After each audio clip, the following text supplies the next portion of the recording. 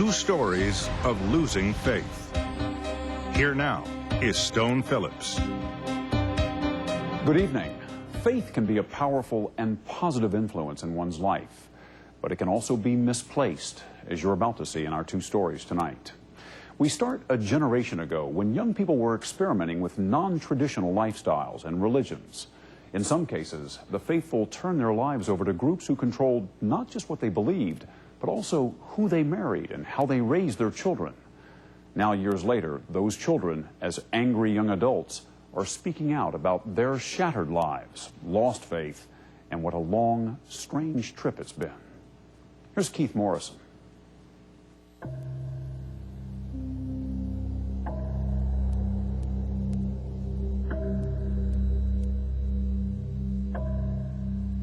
Every day of my life, I wake up with fear every day. Ben Bresak still doesn't know if he's running away from the fear or toward it. I wanted a normal life more than anything. That's all I ever thought about. Donna Collins, once semi-divine, never learned how to be a regular human being. Power to the Lord! I really wanted to live in a normal family, and I guess everyone thinks their parents are a bit strange, but mine really were. And Julia McNeil? People are stunned to hear what she watched her own parents do, what she did for God.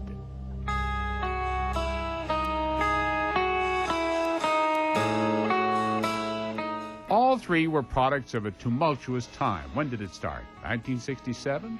When things turned upside down? When all the old answers were suddenly deemed wrong?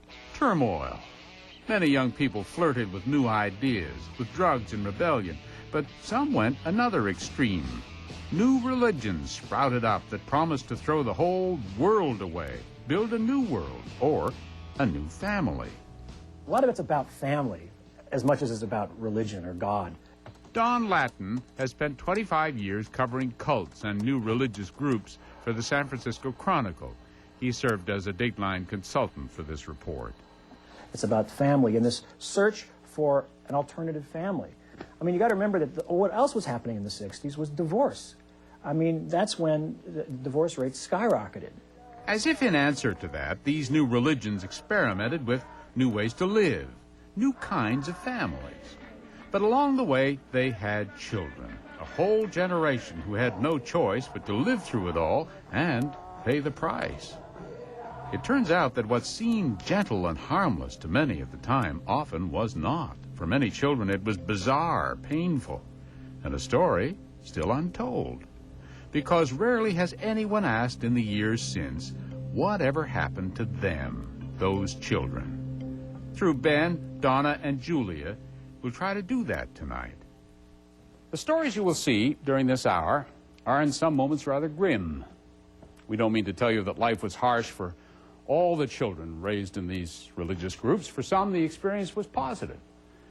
Still, based on research, academic studies, and dozens of interviews conducted over 2 years with people born into several new religious groups, the stories you're about to see do reflect the experiences of many young people who were volunteered by their parents into a grand experiment from which they are still recovering. Having this very weird, strange childhood that's sort of the fact of my life, and I have to deal with it. First, Julia McNeil. Power to the Lord! Lord Jesus! She was born in 1974 into a religious group called the Children of God, or the Family. It was part of what the media then dubbed Jesus Freaks. This 1972 NBC documentary profiled the Family as a group of born-again hippies.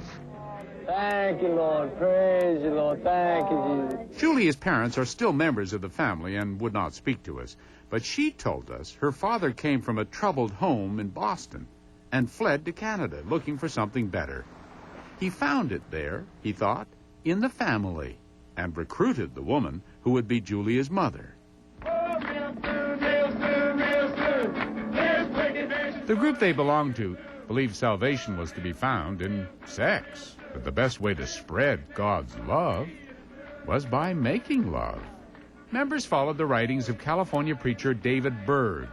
Moses David, or Father David, he called himself. Behold, let me belong. Members lived together and shared one another sexually. Then David Berg created flirty fishing. Female members joined escort services and used sex as a lure to get their male clients to join the group, and Julia was one of the children who watched it all. Did that hurt you at the time? I didn't think there was anything wrong with it. I mean, I'd read the materials, and I didn't see how what they were doing was wrong. I didn't know that this was something that wasn't considered okay in society to do. Father David banned birth control, and soon this sexually active group had a child care crisis. Berg stopped education for girls at 6th grade so they could take care of the children. Childhood ended quickly in another way, too. By the early 80s, Berg decided followers should start having sex at age 12. They identified age 12 as the age of becoming an adult. Religion professor James Chancellor has interviewed more than 600 longtime members of the family for a book about the group. Family leaders would not speak to Dateline directly, but they recommended Professor Chancellor as someone who was fair. Yet even he says the group's sexual practices grew extreme. Across the world, in some communities, not in every community, but in some communities, sexual contact and sexual relations between young teenagers, even down to age 12, and adults was practiced. By this time, Julia had been separated from her parents and from her 10 half-brothers and sisters. With their sexual practices getting unwanted notice in the West, the group, now about 10,000 strong, began moving to places like the Philippines and India. It was there that Julia says she was first abused. They'd send me off with 2 adult members from the group, and we'd all sleep in one big bed together. And I would just kind of block it all out and pretend this was happening to somebody else. You know, this wasn't really happening to me. How old were you? I was 11 that time.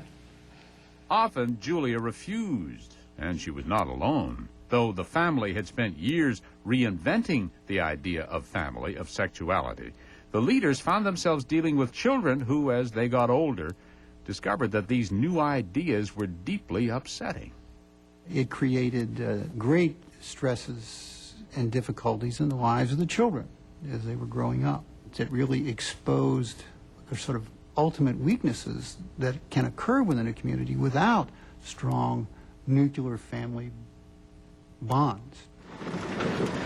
The group's reaction was to crack down. 13-year-old Julia and other rebellious teens were separated from their parents and sent to something like a boot camp in the Philippine jungle, in an area like this. They were disciplined with extra labor.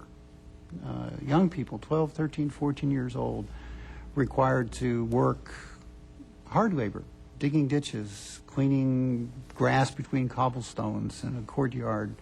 Julia spent years at the camp, but her breaking point came when she turned 19 and was put in charge of punishing others. She refused, was told to leave. But how would Julia survive on her own? She would have to use skills she learned inside the family. Alone and overwhelmed. I've never taken a bus, you know, or used a vending machine. I didn't know how to adjust. How do I even interact with people in the real world? When losing faith continues. We now continue with Losing Faith on Dateline with Stone Phillips. Eyes of the Lord!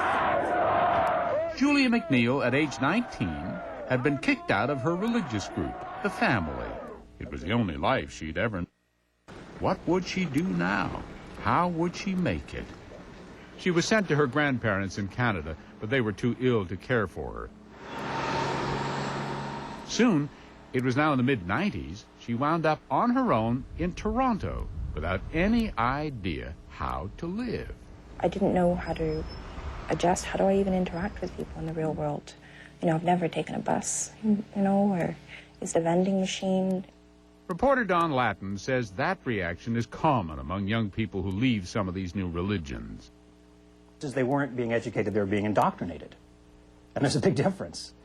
So that works as long as you stay in the group. But when you leave the group, you leave the church school or the ashram school or whatever, it's hard to catch up.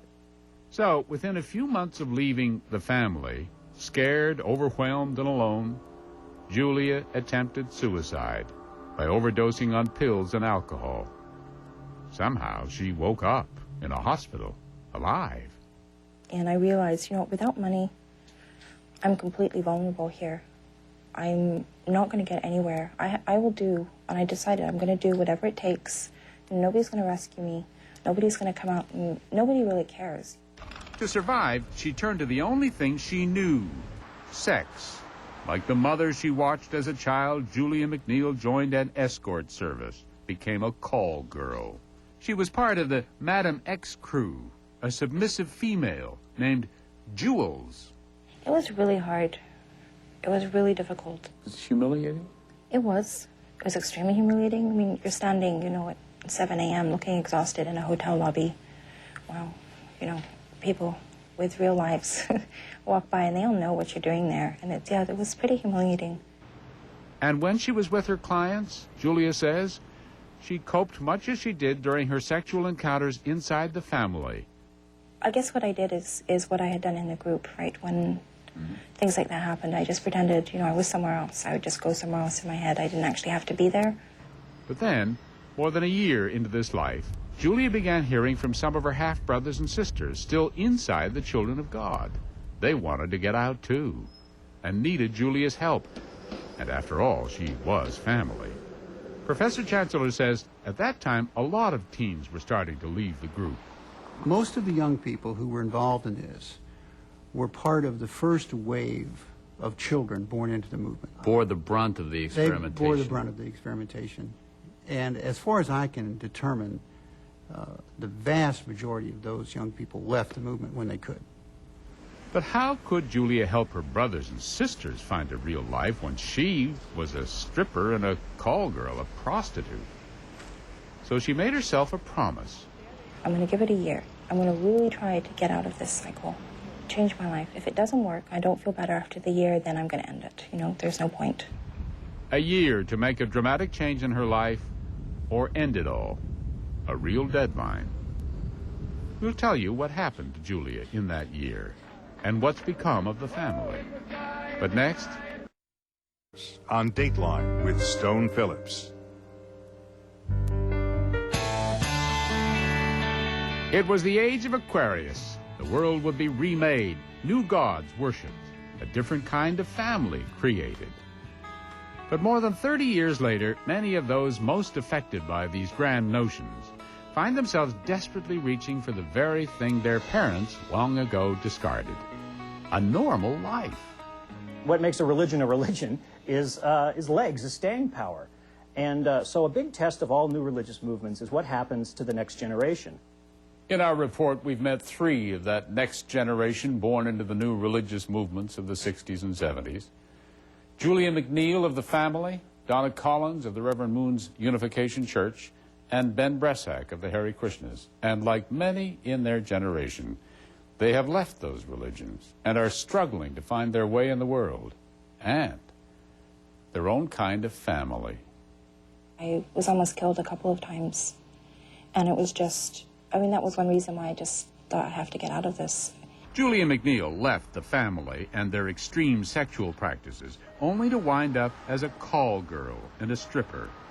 She gave herself a year to quit the sex business, a year to help some of her brothers and sisters leave the family too.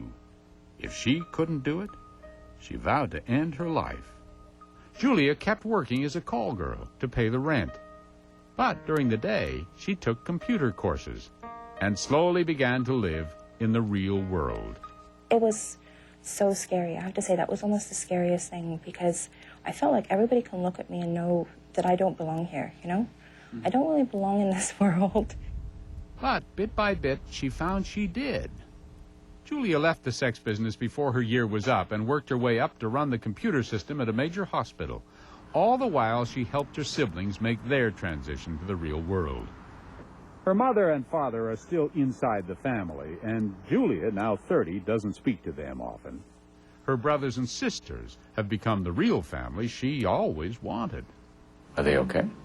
We all have our ups and downs, but we're very, very close, actually, because they're some of the few people in the world who actually understand, you know, where we're coming from.